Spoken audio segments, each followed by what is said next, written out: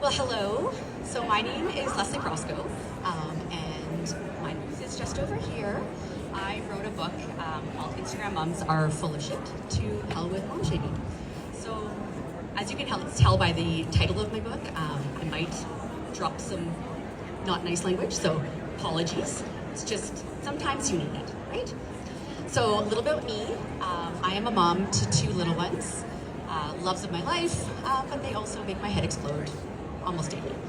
I am also a wife, and we always joked that every time we had a baby, we would drop down a peg on each other's list.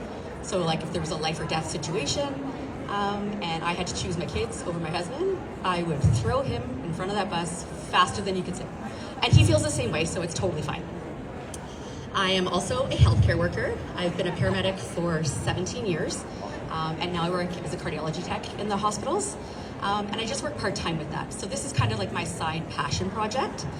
I am an award-winning author, and by award-winning, I mean that when I was in the 6th grade, I won first place in the Young Authors program. So, great. And it was with kids like up to the 9th grade. So that hopefully is not like the peak of my awards. So what made me write this book? Well, the world got mean, and I didn't like that. It's very hard to be a mom, and everybody seems to have an opinion. No matter what you do, no matter what decision you make, somebody is gonna feel like you're doing it wrong. And there's all these parenting books out there, and they're great because you know, you're sent home with a tiny human and you don't have a manual. Nobody knows what they're doing. And they give you this idea of what to do. And that's great and all, but it's very black and white. So you feel like if you're not doing it exactly the way that they tell you to do it, then you're a failure. And I don't believe that's true. I don't think that parenting is black and white. It's not right and wrong. There's a lot of gray in there. And I didn't like that you go online and you see all these people, and a girlfriend of mine had just had a little baby, and she was like, you know what, if I go online and I see another reel of somebody with like their perfectly curled hair and their full face of makeup and their kitchen is pristine and their baby's eating broccoli, you know, and like they've got a froth latte, she's like, my head's gonna explode because I haven't showered in 3 days. And I was like, yes, because that's what parenting is really about. You know, like that's the real side of it.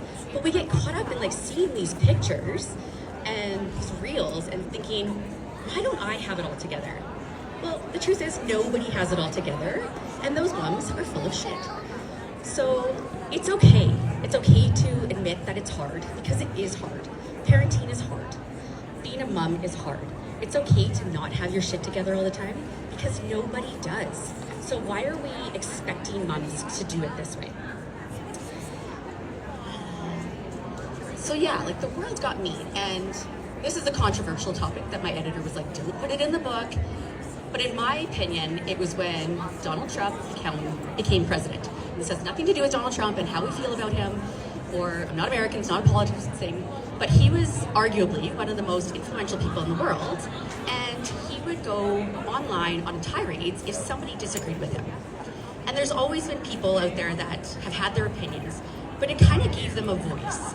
It gave them the idea that they were entitled to push their opinions on people. And you know what? Everybody is entitled to an opinion, but you're not entitled to be an asshole. So if you disagree with things, scroll along.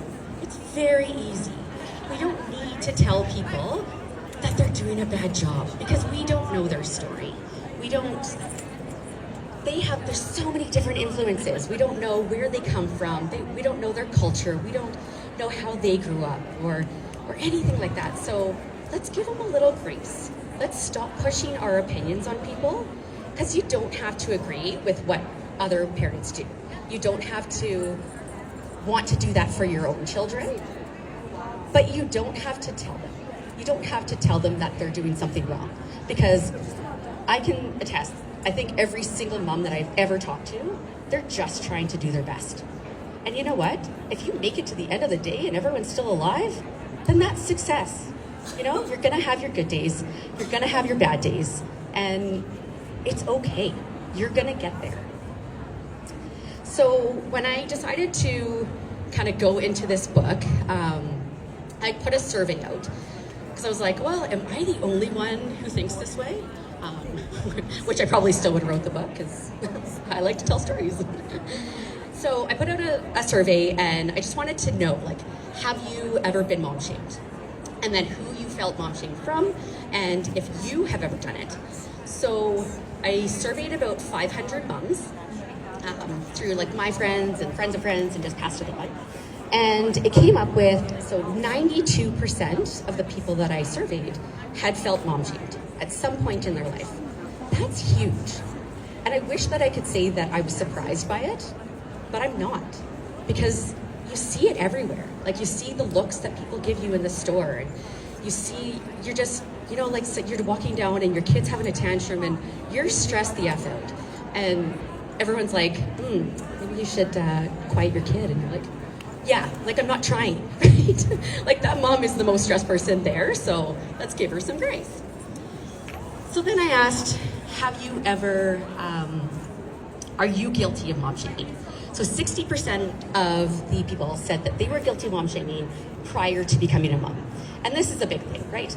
I am guilty of it. I remember thinking, I'm not gonna let my kids watch iPads all the time. They're gonna eat whatever I make them. And then I became a mom. I realized how ridiculous I was. Because that's not how it is, right? So 45% admitted that it was after they became a mother. And this was a big thing. So it was like, why are we trying to make other moms feel like they don't know what they're doing? Where is this village that we all talk about? They say it takes a village to raise a child, but yet everybody wants to break each other down. Like, if you've ever been to a mom group online, people will go on there because it's supposed to be their village and you're supposed to get, you know, this encouragement, and they don't. There's the, you've got this, but there's also the, well, you should have done it this way. You should do it this way. Why aren't you doing it this way? And it's like, no. I wrote for a mom blog when my daughter was a baby, and I thought it was just gonna be super fun. I was like, you know what? I like going places with my kids.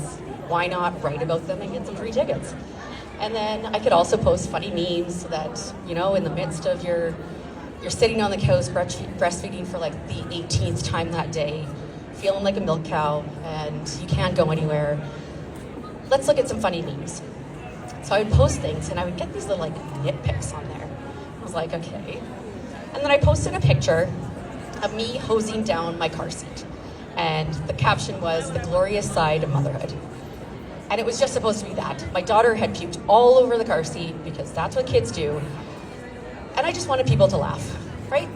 We've all been there. It was the last thing of the day, and you're just like, oh my God, of course you puked in the car. So I'm hosing it down, and so I get these messages, and one of them was, well, why didn't you just take the fabric off and put it in the washer like a normal person? And I was like, well, I'm not a normal person. So that's fine. And I was like, I could, yes, but it's everywhere. Like, it's in the nooks and crannies.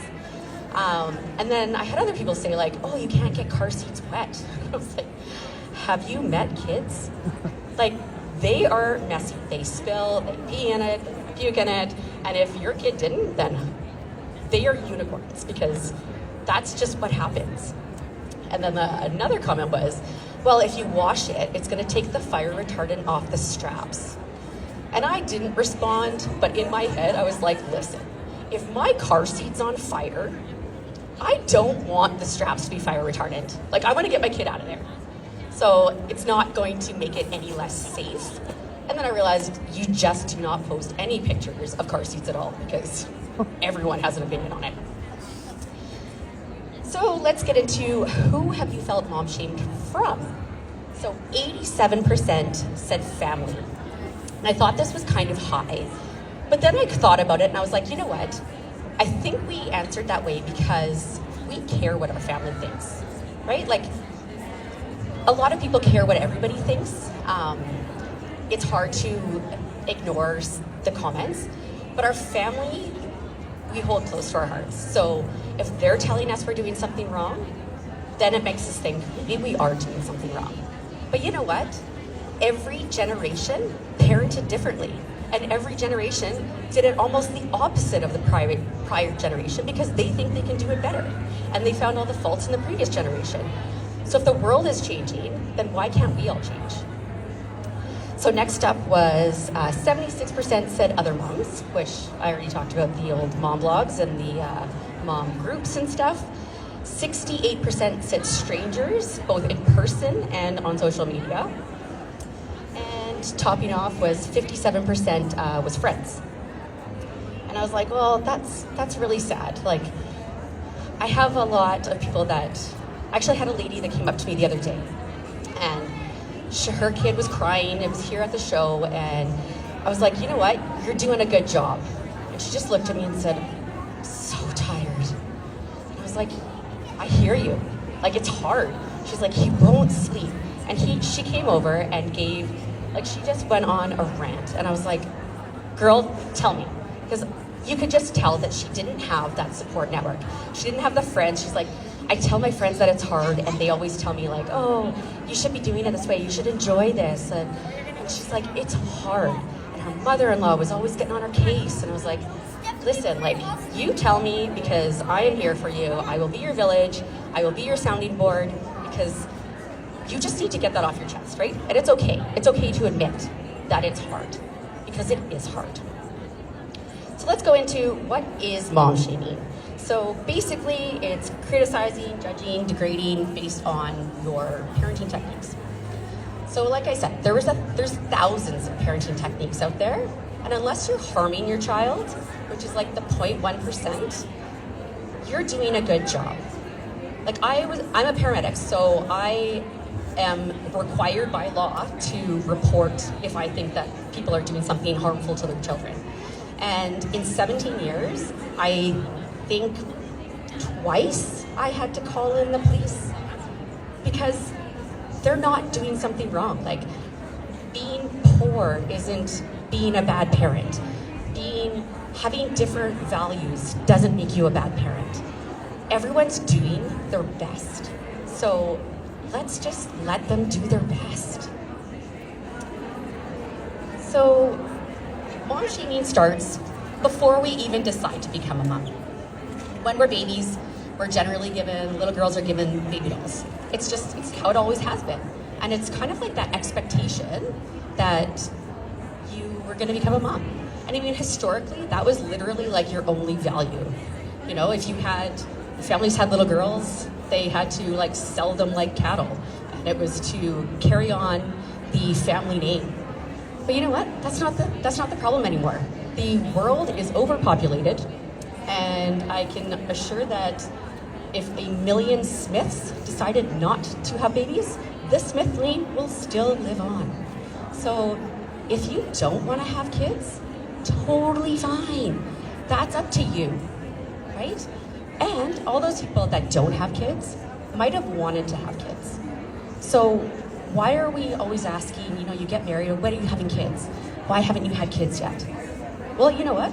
Maybe they've been trying for 10 years. Maybe they just decided they didn't want them. I have friends that they decided they don't want them. They're great aunties, they're lovely, they treat my kids, they spoil them. They didn't want kids of their own.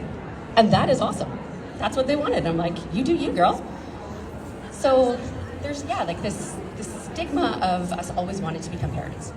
So when my husband and I got married, I am an older mom. They call me a mature mother. We were trying to get pregnant for 3 years. And you're on birth control your whole life, and you think you just go off of it and it's gonna be easy to get pregnant because you've been trying to not get pregnant forever. And all of a sudden you're like, crap, it's really not that easy to get pregnant. So we did it all. I went through all the fertility treatments.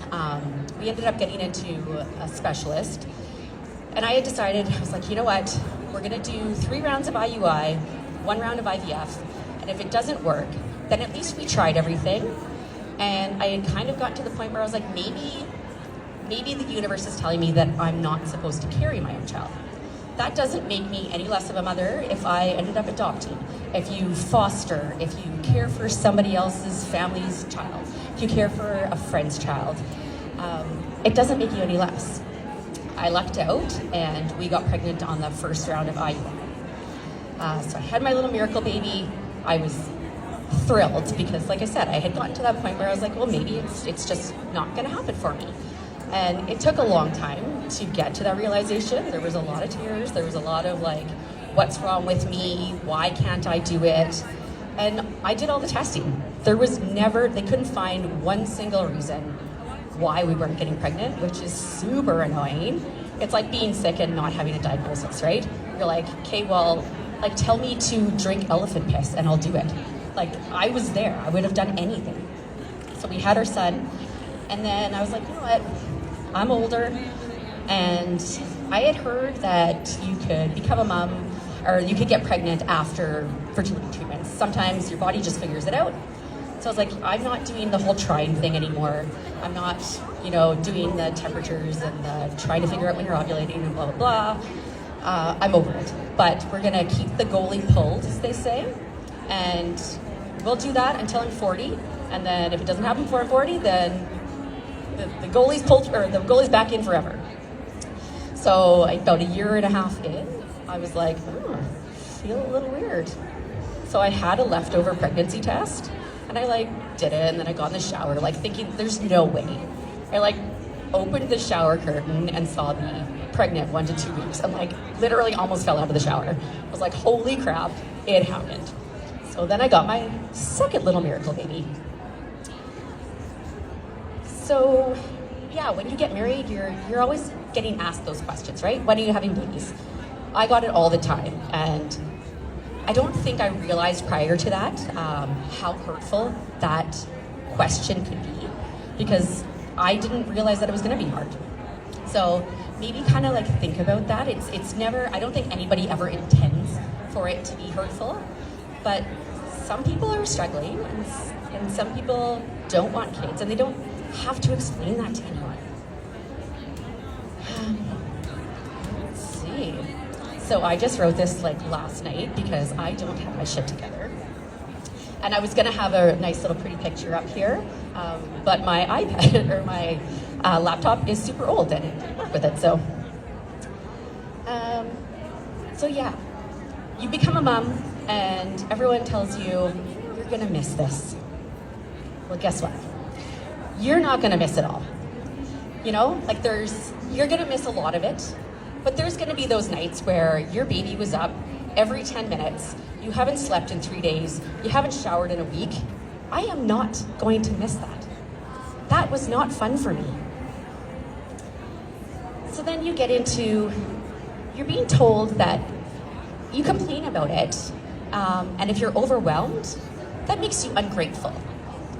Well, no, you're very grateful. Like I said, I struggled for my babies, and I can say, I do not like every day of it, because it's hard. And that's okay to admit that.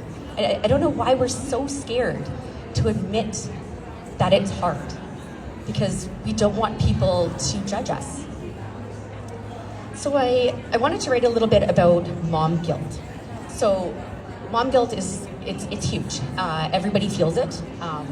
Some feel it more than others. It's kind of like that persistent feeling of not doing enough, not being enough, making decisions that are gonna send your kid into therapy for the next 20 years. That's not gonna happen. Your kids think the sun shines out of your ass. Your kids love you. They don't see you struggle. You can lose your mind on them because that's just what happens. We're human. And they're not gonna think any different of you. They're not going to stop loving you for it. That kind of leads into a mommy burnout. So basically you can just put mom in front of anything, and then they just think it's that much worse than oh, you got burnt out from work? Well, guess what? Being a mom is a full-time job. And some people are working full-time jobs. There's that saying that you're supposed to work like you're not a mother, but be a mother like you don't work. Well, we all think that we can do it all, but we can't.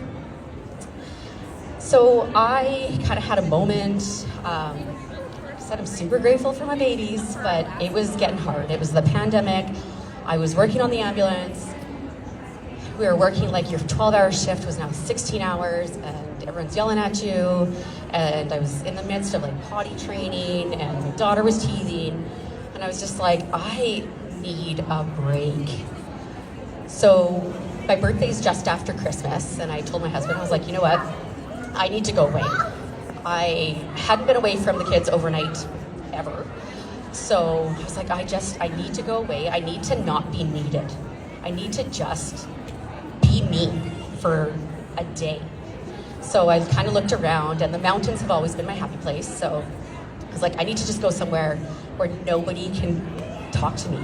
Nobody can ask me for anything. It's just do whatever I want to do. So I went to Emerald Lake Lodge. If you've never been, gorgeous. And the best part about it is that cell phone reception there is terrible. So nobody could text me. There was a phone in my room in case there was an emergency. And in the main lodge, there was Wi-Fi, so I could FaceTime my kids. But I could go there. There was no TV. There was a wood fireplace. And I could just listen to the crackle of the fire. I did a whole puzzle. I read an entire book, and nobody asked me for anything.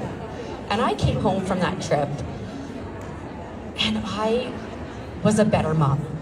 I was a better person. I wasn't yelling at everybody for no reason. I didn't like who I was prior to that trip, and I didn't realize how much I needed that.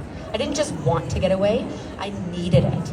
So it's okay to need a break. It's okay to need that time away, because you're human. Everybody needs that time away. So then there's like the overstimulation. There's the too much noise, the too much touch, the too many decisions to make, too many things to remember for everyone else, because we're moms and we remember everything for everyone else. Like my husband's home with my kids right now, and they have football today, and he's asked me 4 times where the football is and where the jersey is and, you know, where's his mouth guard. And I'm like, I put it all at the front door so that you wouldn't have to ask me this. And no, nothing against dads. There's some amazing dads out there, but they don't get the same shame as we do. You see a dad out at the playground with their kids, and they could be scrolling on their cell phone the entire time, and they're like, the dad is out playing with their children. And then you see a mom out there who just looked at their phone for the first time, and they're like, she's neglecting her children. You're like, excuse me, no. So being overwhelmed, being overstimulated, or needing a break does not make you ungrateful. It makes you human. We are all psychopaths sometimes. That's fine. Everyone's gonna have their breaking point, and your kids don't care, right? There's gonna be like that, it's like a computer screen where you've got 50 tabs open and you're trying to go in between, and one tab freezes, or you try to open one and it doesn't work, and all of a sudden you're just like, I wanna like flip a table. It happens. That happens with parenting too.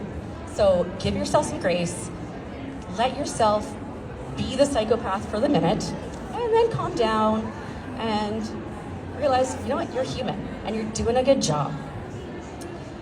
The reason we feel everything so deeply, the reason we take this shame to heart more than we should, is because we care. We care so much about these tiny humans that affects us. So, you know, when someone tells you, like, makes comments about your outfit or something, you don't care because you're like, well, whatever, your opinion means nothing to me. But it's like if they tell you that you're doing something wrong, you're terrified. Like, being a parent is terrifying because you wonder if you're doing something wrong. But I just want to tell you, like, you're not doing anything wrong. You are a good mom. You are doing everything that needs to be done for you. So every mom is going to be different. Every kid is going to be different. And the rules aren't for everyone. So if we see somebody out struggling, let's go and just say, like, you know what? You're doing a good job. Because that can make such a difference. I remember, like, being in the grocery store and my kids were both having epic tantrums. Like, one was laying on the floor, One was like running up and down the aisle, and I was like, I am just going to leave my cart here. And like, I almost like abandoned my children. I was like, I can't right now. And this other mom came up to me and she's like, been there. And that's all I needed. I was like, thank you. Yes. It's like everybody else has done this too. Kids are psychopaths sometimes too, right? Like they're unreasonable because they don't know what they're doing. They don't know how to filter out their emotions. So give them some grace, give yourself some grace, and you're doing a good job. That's all I wanted to say is you're doing a good job. I wanted to be that person out there. Oh, is it time? 5 minutes. Oh, 5 minutes. Oh, I didn't even go over. So in my practicing, I went over every single time, but I drank a lot of coffee this morning, so I'm talking faster. So yeah, my booth is just over here. I am selling paperbacks and hardcovers here. It's also an ebook, and I'm recording the audiobook right now. So if you want to hear this lovely voice forever, you can get that. It'll be out around Christmas time. If anybody has any questions, if you want to hear more of my stories, because that's basically my entire book. I write like I talk, so I think it's hilarious. But yeah, if you want to come over, a lot of people have actually asked me like the whole publishing process, which I love talking about too, because it's a learning curve, and it's super fun. So yeah, any questions, anyone? No? Okay, well thank you for coming to listen to me. Well, thank you.